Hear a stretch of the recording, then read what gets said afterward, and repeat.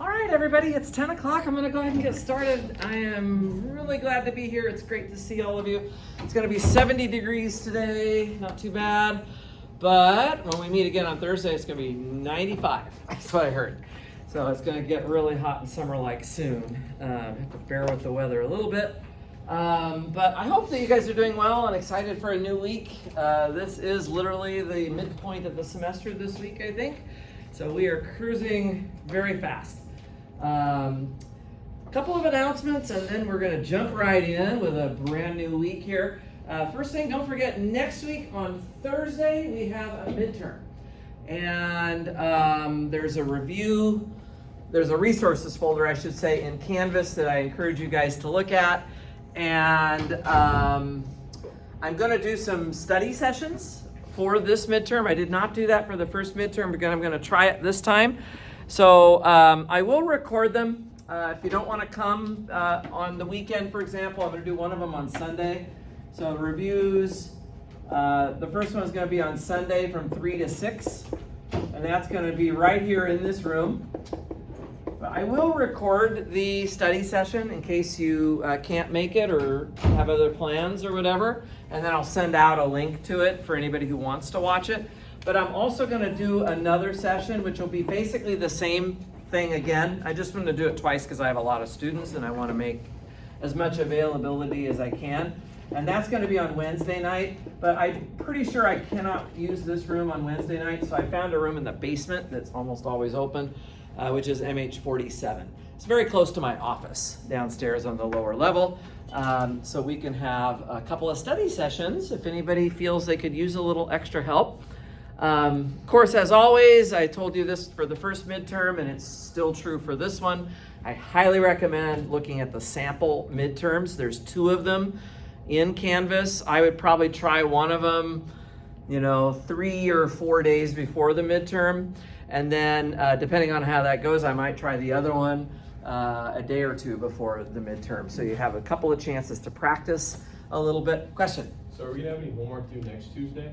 There will be, but I will probably be doing most of it in class. Okay. So you could probably get away without having to struggle too much on it. Is that for the lessons after the test? No, it'll be for stuff for the exam. Yeah, it will be. So we're kind of compressed here a little bit, but yeah, so that's a good question. Okay.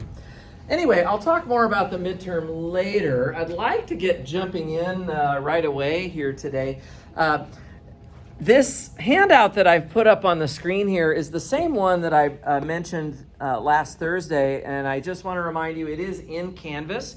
No need to write it down, but this is a really good summary of sort of these recent sections in Chapter 4.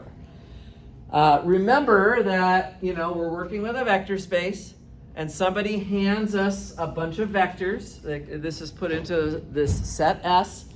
And a basis is just a set of vectors that is a spanning set that is also Li.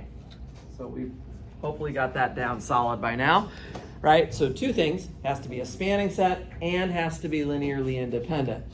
But if I give you k vectors, so let's say that, and I've kind of set that up here as well. If I give you a set of k vectors compared to my vector space V, we can ask, well, what if k is bigger than the dimension of V? Or what if it's smaller than the dimension of V? Or what if it matches the dimension of V? These are the 3 scenarios.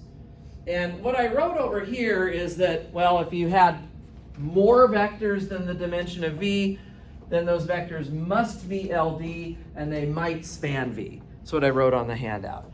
On the other hand, if I don't give you enough vectors, right, if k is less than the dimension of V, then those vectors cannot span V, but they might be Li. And then the third outcome is, well, what if k is equal to the dimension of V? In that case, your vectors are either both or neither.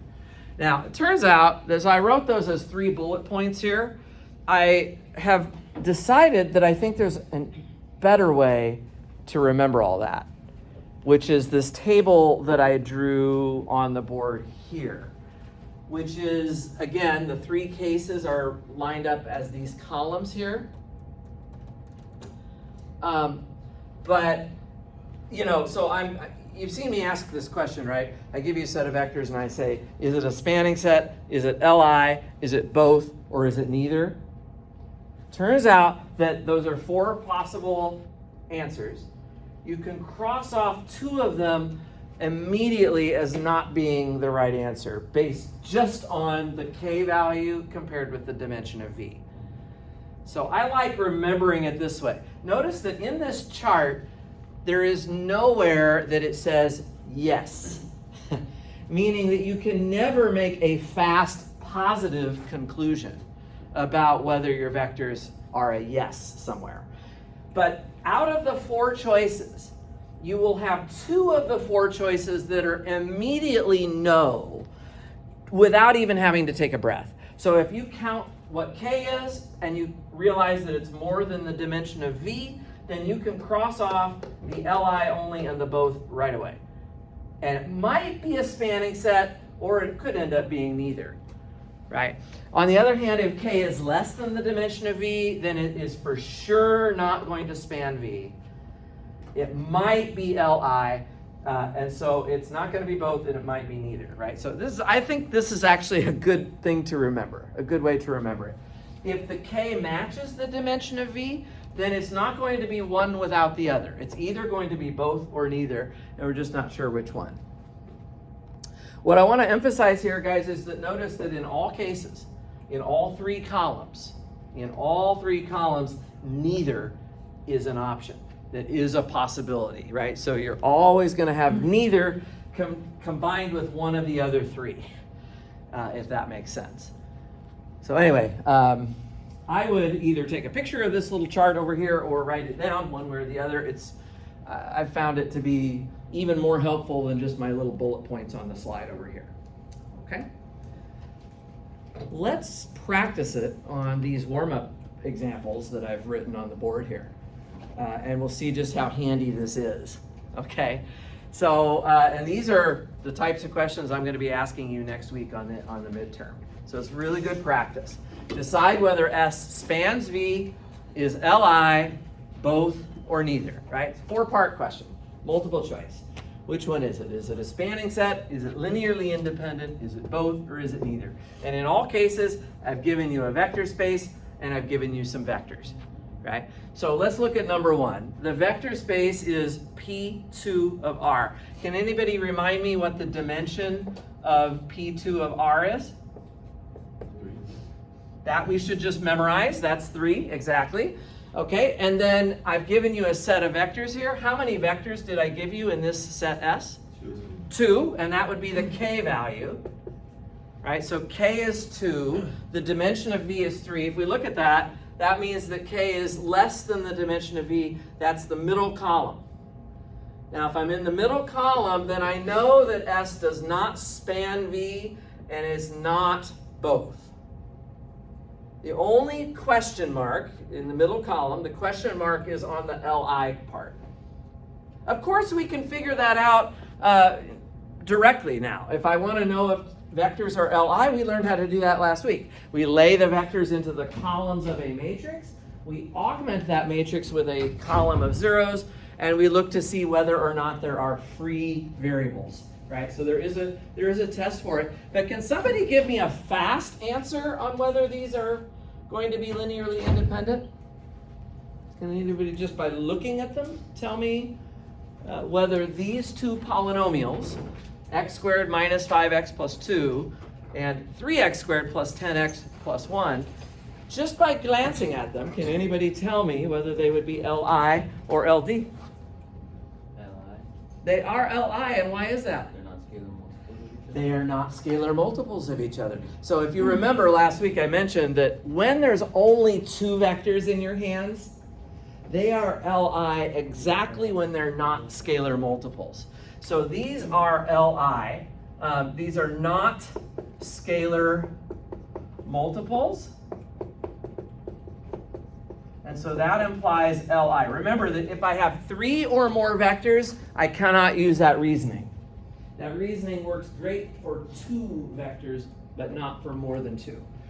Okay, so these vectors are Li, but there's not enough vectors for them to span P2 of R. So this set would be the answer to this question would be Li only. These are linearly independent, but they're not a spanning set in this case.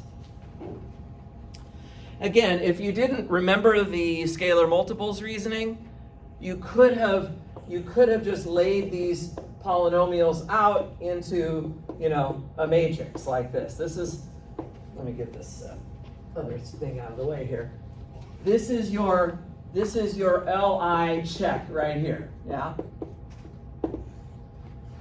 But the thing is, if you actually row reduce this matrix, what will happen is you will get a pivot there and a pivot there, right? So the point is no free variables. And so again, you are directly verifying that these vectors are Li because there's no free variables. But in this case, since they're not scalar multiples of each other, it's already guaranteed that they are Li. Are there any questions on this one? You can answer this question, guys, basically without having to write hardly anything down. You write down what your dimension is, you write down what K is, and you just observe that the vectors are not scalar multiples, and you can immediately answer this question. Yes, question? S doesn't span V because K is less than the dimension, correct? That's right. I'm in the middle column. K is less than the dimension, and under the span V part, it says no. It's a definite no, without even having to do any more work. If I tried to make a verification of the spanning question, I would put number symbols here in this far right column, and what would happen is, by the time I get down here, if I put number symbols here, that number symbol would end up being pivoted in the far right column, and that would confirm that they don't span V. A tall, skinny matrix, which is what you have here, a tall, skinny matrix will never give you a conclusion of having a spanning set. It'll always be a no. Great. So far, so good? Let's try number 2. Number 2, I've got the vector space of M2 of R, and I've given you S is these 2 by 2 matrices. Okay, so first things first, can somebody remind me what is the dimension of M2 of R? 4. That would be 4. Okay, so hopefully you guys are memorizing those dimension values. That would be 4. And how many vectors did I give you here? Also 4. Okay, so in this problem, the K matches the dimension of V. And so in this case, it cannot be just a spanning set or just Li. It will either be both or neither. If we want, we could lay these matrices into the columns of a 4 by 4 matrix, and from there you could use the determinant to decide whether the vectors are Li or LD, whether they are both or neither. Remember, if the determinant is not 0, that's a good thing, and that would mean they're both. If the determinant is 0, that's a bad thing, and that would mean neither. But there's also a fast way to do this one without having to set up a 4 by 4 matrix. Can anybody just look at that set S and tell me something about it that you might notice just by glancing? Yes, Janelle? Matrix 1 and matrix 4 are scalar multiples. Yeah, the first and last matrices are, clearly one of them is just 10 times the other. That makes a linear dependency. So, V4 is equal to 10 times V1. That means that these vectors are LD. They are LD, and in fact, what we've written down is a linear dependency.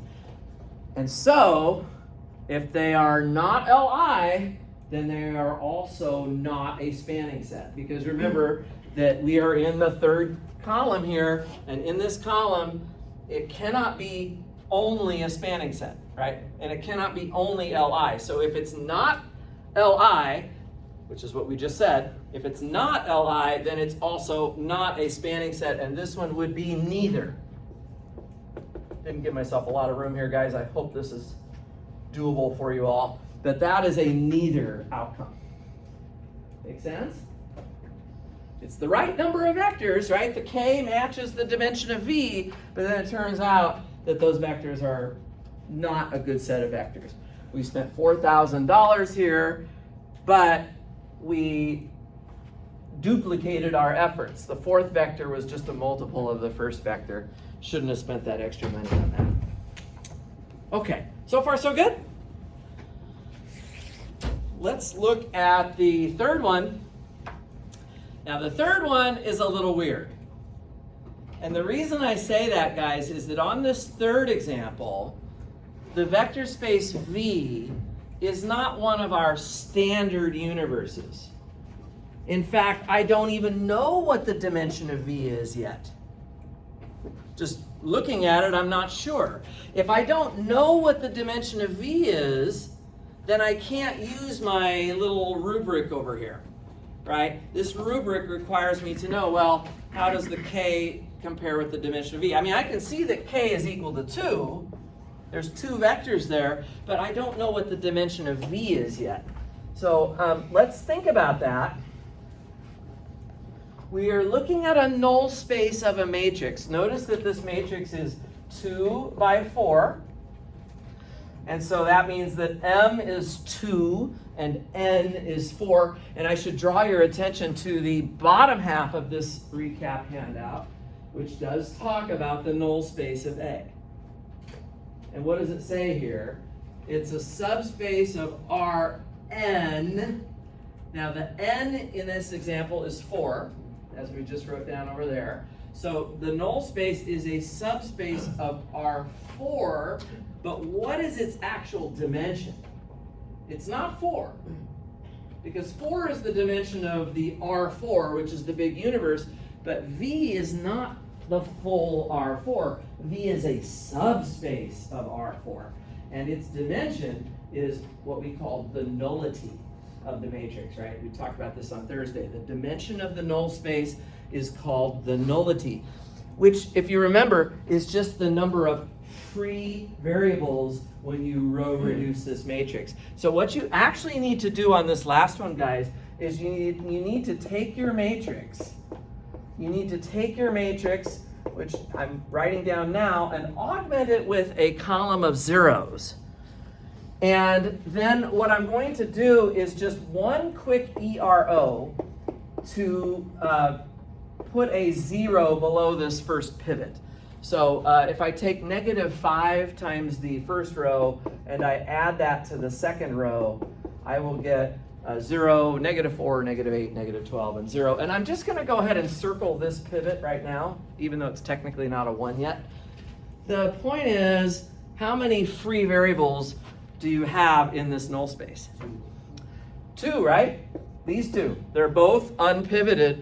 There's 2 free variables, or if you prefer, you can use the rank nullity theorem. The rank of this matrix, which is the number of pivots, is 2. The n was 4. So just solving this rank nullity equation, you can see that the nullity of A is 2. Okay? I don't even need to find what the null space is. I just need to know what its dimension is right now. So it's a 2-dimensional vector space. So this is the tricky part, is that the dimension of V is just this null space. The dimension of that, better known as the nullity, is 2.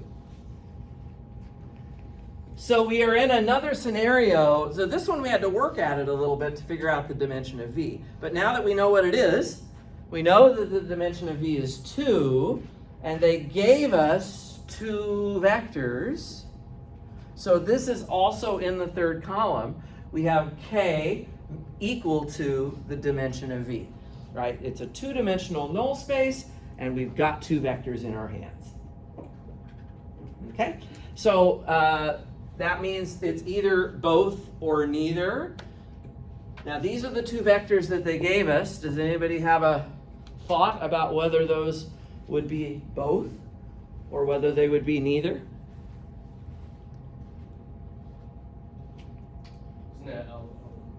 And remember, it's only 2 vectors, which is really makes it easy. If it's only 2 vectors, what can we look at? Are they scalar multiples of each other? Are these scalar multiples of each other? They are not, which is a good thing actually. It means that the vectors are Li, and if they are Li, so I'm just going to say not scalar multiples. Just write this all down for you guys. Not scalar multiples, that implies Li. And if it's a yes on Li, then it's also a yes on both. Okay, and this would be the correct answer for number 3. It would be both. And that is because the dimension of V is matching with K. Right? So I should have said that up here. K equals the dimension of V. This was not as obvious from the start of this problem because the dimension of V wasn't just handed to us. On the first example, P2 of R, I know off the top of my head that that dimension is 3. In the case of the second example, M2 of R, I know off the top of my head that that dimension is 4. But what makes the third one tricky is we don't know what the dimension of the null space of that matrix is until we actually do some EROs and figure out how many free variables we have. Make some sense? So it's a 2-dimensional vector space. We were given 2 vectors, and at that point it's a both or a neither. According to that third column, that last column there, it's got to be a both or a neither, and it's both in this case because the 2 vectors are obviously Li. They're not scalar multiples of each other. Yeah. Okay, great. Questions? Yeah. I was just gonna say, so just to confirm, like, if it was LD, then it would be neither, right? That's right. Okay. That's right. Yeah, it has to be both or neither. Out of the 4 choices, guys, you can always cross off 2 wrong answers by basically just comparing the K value, which is really easy to get for yourself, and the dimension of V. Most of the time, the dimension of V is also very easy to just write down. On this third example, I wanted to show you one where we actually had to work at it a little bit. So when you're taking that midterm next week, you should definitely make sure you know this. And on your paper, you should write down, oh, here's what K equals. Oh, here's what the dimension of V equals. And so therefore, I'm going to cross off, and you can just cross off the 2 wrong answers right away. Even if you end up not getting the final answer correct, if you can do that first step where you just look at the K and the dimension of V and cross off the wrong answers, I'm going to give you probably close to half credit for that, for just doing that part of it. So it's really worth making sure you know this little table here. Okay, there is one last thing in this chapter I want to go over with you guys, and then we will be really good to go. This is a brief section in chapter 4 that does not actually have any homework associated with it. What this is, it's called the invertible matrix theorem revisited. The invertible matrix theorem revisited. So we've talked about this theorem a little bit previously, but I want to come back to it now that we have a lot more concepts that we can throw into the mix. So what we're going to do here, guys, is we're going to let capital A be equal to some n by n matrix. And then the following are equivalent. Okay? The first thing in the list is letter A, is that A is invertible. So I just want to remind you how this works, just to refresh your memory about this. This is a big list, a big long list of statements. And everything in this list is just sort of another way of saying that A is invertible. And we've done a number of items already that I'm not going to recopy those down again. You know, a linear system has a unique solution. Oh, I should write down a few of the important ones, so I'll skip to statement D, which is that the rank of an invertible matrix, if you remember from back in chapter 2, the number of pivots has to be n. And then, you know, we keep going, dot, dot, dot. We eventually get down to G, was the one that I think everybody really knows well, which is that for an invertible matrix, the determinant is not 0. So I'm kind of skipping some of them right now. I'm just kind of listing a couple of the highlights here. But what I want to do in these next 5 minutes or less probably is just add to the list. I would like to add to the list that we have. And we're going to add H, I, J, K, L, M, N, and O. We're gonna add a lot of fresh statements to the list. Let's start with H. And H is going to talk about the nullity of this invertible matrix. Would anybody like to tell me what the nullity of an invertible matrix should be? 0. It should be 0. How do you know that? Because it shouldn't have any free variables. That's one way to say it. Is there another way to say it?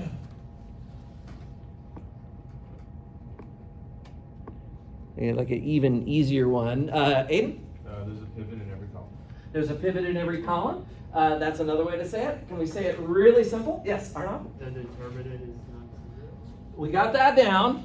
But in terms of just so the nullity, it is true. It's the number of free variables. There's no free variables. But is there just something that's jumping out at you that would tell you the nullity should be 0 here? Yes? The rank has to be equal to n. Right. This box equation here it's basically, you guys are all saying the correct thing, but just so you see it in an easy equation. If the rank of A is equal to n, then in this equation, of course, the nullity is 0. So it's just kind of, you can prove it from the rank nullity theorem. By the way, so what this is saying is that the dimension of the null space of A is 0. I don't know if I've ever really explained what it means for something to be 0 dimensional. Meaning that a basis has 0 vectors in it, right? Remember, the dimension of a vector space is just the number of vectors in a basis. So if I tell you that there is no vectors in the basis for the null space, what that's actually telling you, which is what I'm going to write down as the next item here, guys, if something is 0 dimensional, which is what nullity of A equaling 0 would tell you, it would tell you that the null space is 0 dimensional. There is only one thing that could be 0 dimensional in the entire world, and that is literally the 0 subspace. Like literally just the 0 vector itself. That's the only subspace that doesn't require any vectors to be able to span it. You don't need a basis, so there's 0 vectors in a basis. So for an invertible matrix, guys, the null space is tiny, tiny, tiny, really, really small.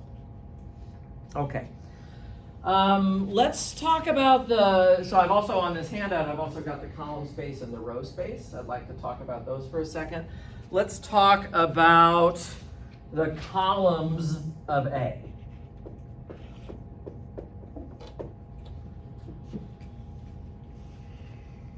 What could we say about the columns of an invertible matrix that we might have on our hands? Well, if my matrix is invertible, then those columns, right, I could do EROs, and if I did EROs on that, on the columns of that matrix, I would get full rank. We already said that, right? There's n pivots here, which means there's no free variables. Somebody else said that.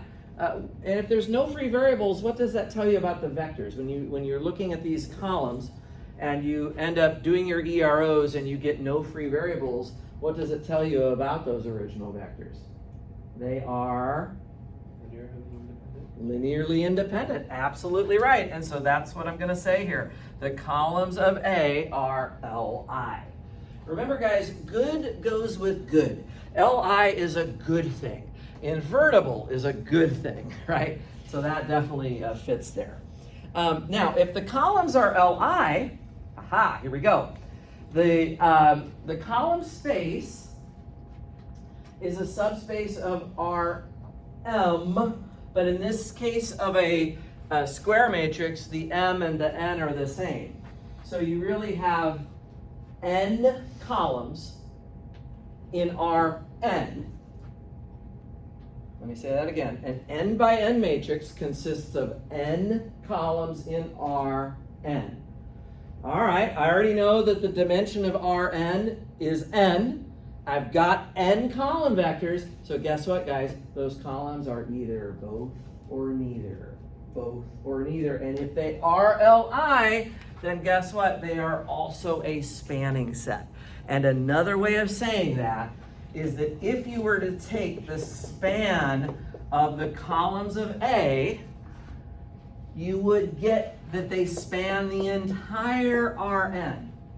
So the fact that these vectors are Li means that they are also a spanning set for the universe of Rn.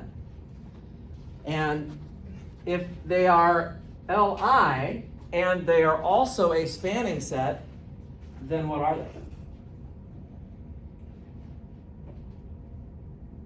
A set of vectors that is both a spanning set and Li is better known as a basis. Exactly. The columns of A form a basis for Rn. So the columns of A form a basis for Rn.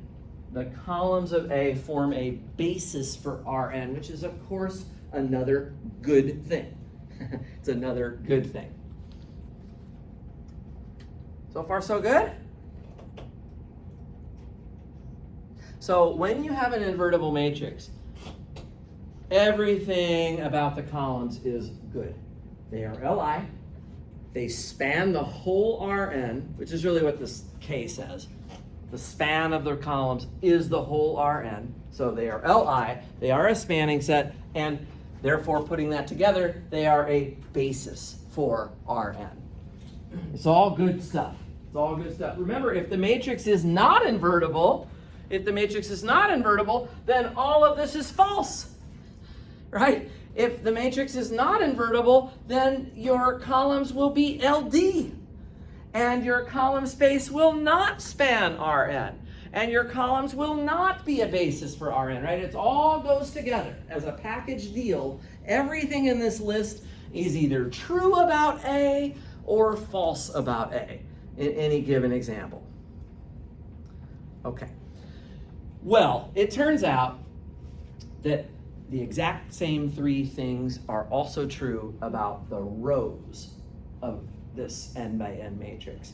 So I'm going to add three more statements here, which are just the same things that we just said about the columns, but now this time for the rows. So the rows of A are Li. And then the next one would be the row space of A is equal to Rn.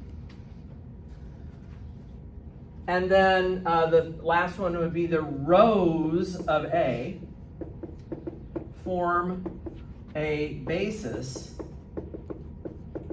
for Rn. Yeah, so that's kind of nice. In the case of an invertible matrix, both the rows and the columns have all of these good properties. Now, we couldn't have done this back in chapter 2. That's why we're revisiting the theorem now, is because we didn't know what linear independence meant. We didn't know about column spaces and row spaces, or what a basis was. So this is kind of a nice way to kind of finish up chapter 4. It's the last section. I know it's been a long couple of weeks getting through this chapter, but this is kind of putting it all together. And at least some of the ideas of this chapter are really heavily important to this list here. Are there any questions about it? I think I'm going to do one or two of your homework problems right now that's due. Remember, there's an assignment to do for tonight. It doesn't have too many problems on it, but there's a couple of problems on this assignment. Nobody's put anything on the board yet, but that's okay. I'm going to go through a couple that I'm going to hand pick that I want to go through with you guys. And this is the time to do it while we have all this stuff up on the board. Okay. So one of the, and these are all going to be kind of in the theoretical category. So let me start with 4.8. So I'm just doing a little bit of your homework with you. Number 17 is, A is an M by N matrix. So I should stop right there and point out that this is not going to necessarily be a square matrix, so I can't directly use the invertible matrix theorem. But what it does say is that if the column space of A is equal to the null space of A, prove that M is equal to N. So prove that actually it is a square matrix. It was not assumed to be a square matrix. The M is the number of rows, the N is the number of columns. I'd like to prove that there's the same number of each, that it's actually a square matrix in this case, okay? And this is a very, very short solution. Actually, that's true of a lot of the problems on this homework assignment, because there's some theoretical statements that just don't take very long to write down. And actually, I took off my screen a little faster than I wanted to. Let me pull this back down for a quick second. Okay, so the column space is equal to the null space. I just want to look at this little chart here at the bottom again, which is a good thing to kind of be trying to learn. Notice that the column space is a subspace of Rm, and the null space is a subspace of Rn, right? What does that mean? That means that the columns have M slots in them, right? Which kind of makes sense. If you just look vertically down, up and down, how many slots? It's like, here's a column of this matrix has 2 slots, right? The M, it's a subspace of R2. So the column space is a subspace of Rm, but the null space is a subspace of Rn. So the columns have M slots, and the null space vectors have N slots. So let's just write that down. The call space of A has vectors with M slots, and the null space of A has vectors with N slots. So if they are equal, if something with a set of vectors having M slots agrees with a set of vectors that has N slots, there's only one way that can happen, guys, to avoid apples and oranges, right? Guys, M slots is a different universe than N slots unless M is equal to N. So what we can say then is if these are equal,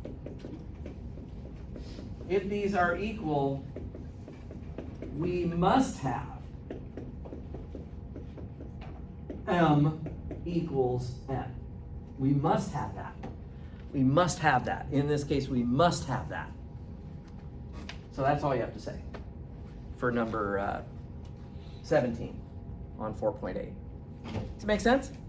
It's literally just like looking at what universe does the column space live in, what universe does the null space live in.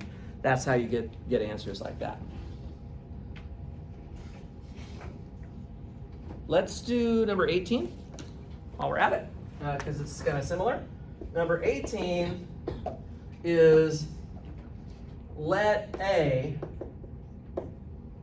be an n by n matrix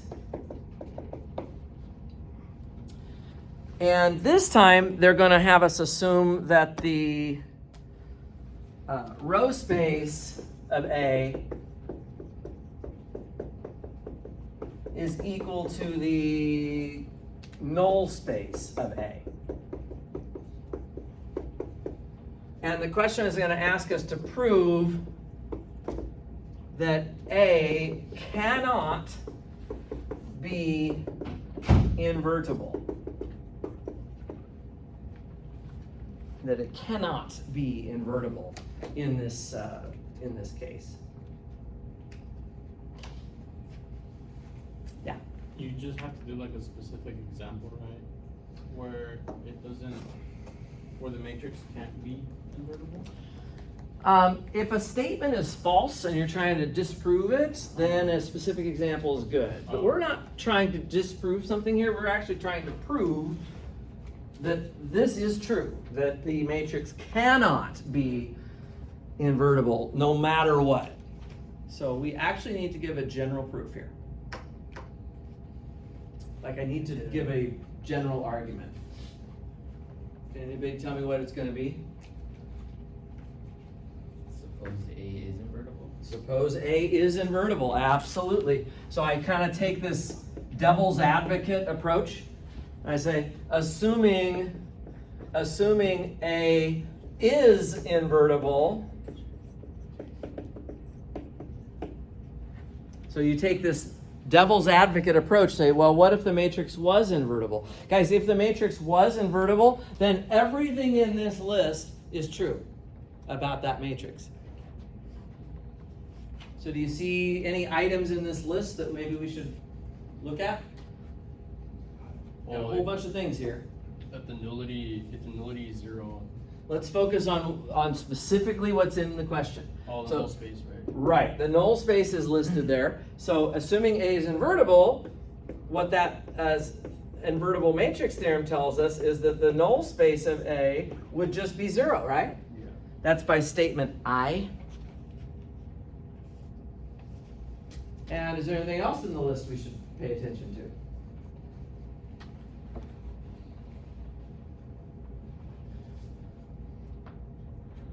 So the question involves null space and row space, right? Also, the row space for n, it had to be 0 as well, right? If they were equal to each other. Okay, you can think about it that way, but let's just, we're assuming that A is invertible, which means everything in this list is true. I just want to use what's in the list. Right, this list says row space of A equals Rn, right? So let's just add that down here as well. So, and row space of A equals Rn. By the way, we're using section 4.10 to do this problem, even though it's in 4.8, but that's okay. I don't mind that. So guys, if your matrix is invertible, is your null space going to be equal to your row space? No. Not even close. The null space is tiny. The null space has just one single little trivial vector in it, and the row space is massive. It's the entire universe of Rn. So in this case, let's just say so that the row space of A is not equal to the null space of A. So this is kind of what they call in the strategies of proof course, they call this like proof by contradiction. So you say, assume that the conclusion was not true, meaning assume that A is invertible and show that that would violate whatever other assumptions you had started from. And therefore you could conclude, sort of by playing devil's advocate, that the thing you assumed in the beginning must have been wrong. So it must have been the case that A is not invertible. So I'll just say, maybe I'll just add that here. This is a contradiction. And so A cannot be invertible. Just wrap it up with that, kind of a conclusion sentence there. A cannot be invertible at that point. Nice. So far, so good? Questions there? Yes, Oscar. So like a problem like this, or like 17 and 18, we have to really dissect and really know what they're asking for, and then kind of review back onto like the theorems. Yeah, you have to understand the concepts of row space, null space, and column space. So if anything, that's why I keep telling you guys for the next 2 weeks, I would put this. Oops, that's not the right thing. Sorry, I would put this file. I'll just pull this down again one more time. I would have this thing kind of under my pillow every night, learning it really, really well. Null space, row space, column space, everything you need to know about them is here. There would not be any question I would ask you that wouldn't depend ultimately on this.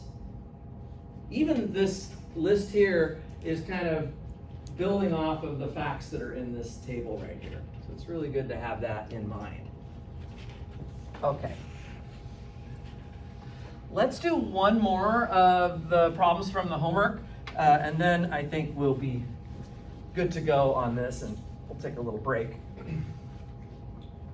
Which is... Sorry, I have a question. I know the problem is like, it's wanting us to use the null space and the row space, but based on the chart, I mean, we could also make the argument too, right, that if the nullity would have to be 0 in order for it to be invertible, and also that your rank would have to be equal to n, right? You're basically, it's just another way of rephrasing what's sort of two things in this chart. So the null space being equal to the row space can't happen, right, if a matrix is invertible, because you can't have the null space and the row space being equal. So it's all just kind of how you want to phrase it. Okay, let's do number 14. This is actually the very last problem on the homework that's due tonight. But this is one that gives people trouble sometimes. And it's another proof. I have a couple of proofs here, guys, with this concept. So we're going to prove that if A is a 3x7 matrix with nullity of A equal to 4. Oh, it's not prove. I'm sorry. It's not a prove statement. It's a question. It's just a question. It's not a proof. It's a question. I forgot about that. If A is 3x7 with a nullity of 4, is the call space of A equal to R3?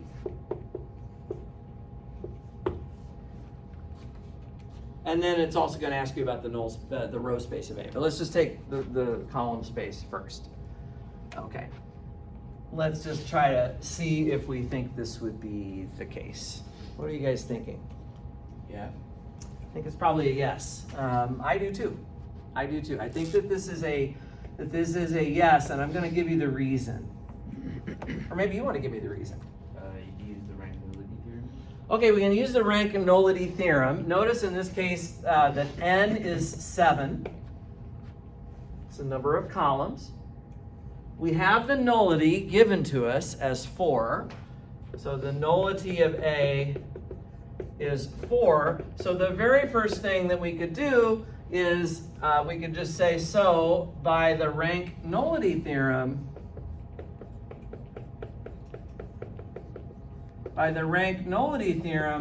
what is the rank of the matrix?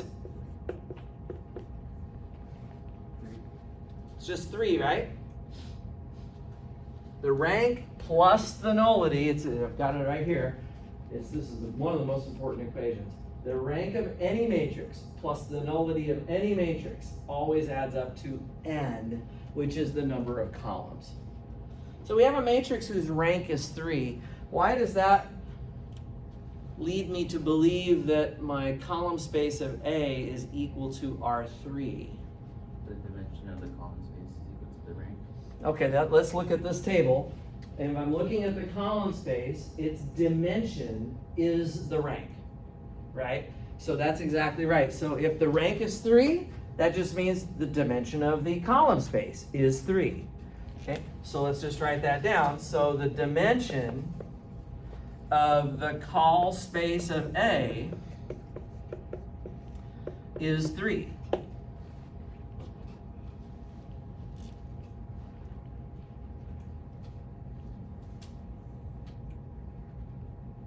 So it has the dimension of 3.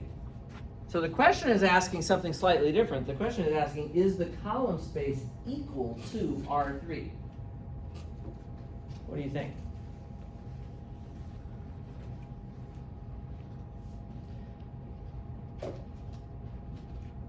Some people think that I'm already done.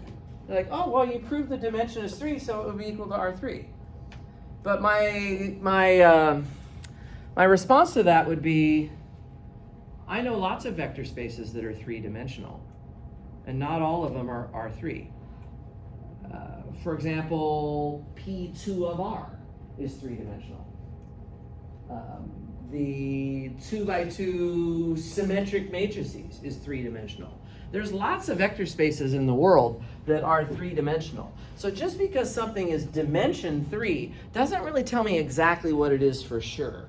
The clinching observation, the observation that will allow us to say yes here, that the column space is equal to R3, is the fact that not only is the dimension correct, but this column space lives as a subspace of Rm.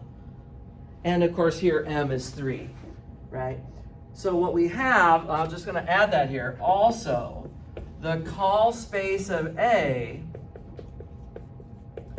is a subspace of R3.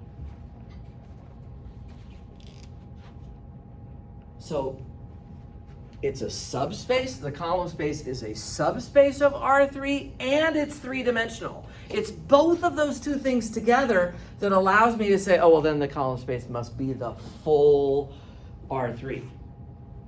It lives inside of this universe, and it's just as big as that universe. So it must be the whole universe, right? So that's the conclusion. So therefore, this is the last line, therefore, the call space of A is equal to R3.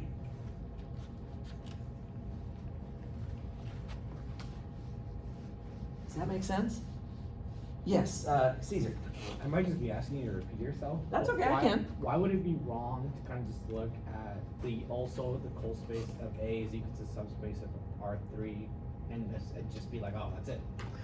So either one of these two things that I'm circling by itself isn't enough. Because if all I know is that the column space is a subspace of R3, well, that could be a plane, that could be a line. It doesn't have to be the whole R3, right? Here's a beautiful line that is a one-dimensional subspace of R3. Right? So just being a subspace of R3 alone doesn't make that space equal to the full universe of R3. But if I tell you that I have a subspace of R3 that is the same full dimension of the universe of R3, then this line is ruled out. This is only one-dimensional. And a plane would be ruled out.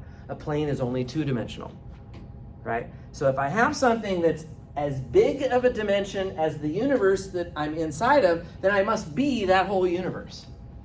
That's the point. Yeah. It takes a little, sometimes repeating myself on that is a good thing to do. Question? I'm sorry, can you clarify real quick again how you concluded that the call space of A is a subspace of R3? That's just coming off my cheat sheet here. The column space of A, which is the span of the columns, is a subspace of Rm. And in this case, you know, you've got the M is 3 and the N is 7. Yeah. Yeah, thank you. Yeah, good question. Okay, there is a follow-up question here, guys, which I will put right here, and then we will be done with this question. And this one is just asking about the row space. So I think the second part says, is the row space of A also equal to R3? Is the row space of A equal to R3? Now let me show you why this throws people off. Because, you know, the n is still 7, the nullity is still 4, the rank is still 3. So I'll just say, as above, the rank of A is 3. I won't repeat the whole write-up again. I'm just going to rewrite that down again. The rank is still 3, but this time I'm going to point out that that rank, if you look at the table, the rank is also the dimension of the row space. So the row space is 3-dimensional as well. Let's write that down. The dimension of the row space of A, well, that is equal to 3. So far I'm just kind of tootling along, taking all of this blue writing and kind of just translating it over to there. But do you see where things start to go different is on the second half of this write-up. Because while the column space was a subspace of R3, what is the row space a subspace of? R7, in other words, Rn. So I'm just going to say, however, the row space of A is a subspace of R7. Of course, this makes total sense because if you kind of, I probably should have done this earlier, if you kind of draw out how a 3x7 matrix would look, you're going to have 3 rows that have 7 positions in them, right? So each row of your matrix has 7 slots. So your row space is a subspace of R7, you see? It is the right dimension. So people see, oh, the dimension is 3. Oh, it must be equal to R3. Actually, no. What this is a no, right? Because in this case, what we actually have is we do have something 3-dimensional, but it is a 3-dimensional subspace of R7. Okay, so it's not equal to R3, even though the dimension is correct. Even though the dimension is correct. You making sense of that? Guys, I could give you here's a real concrete thing to look at.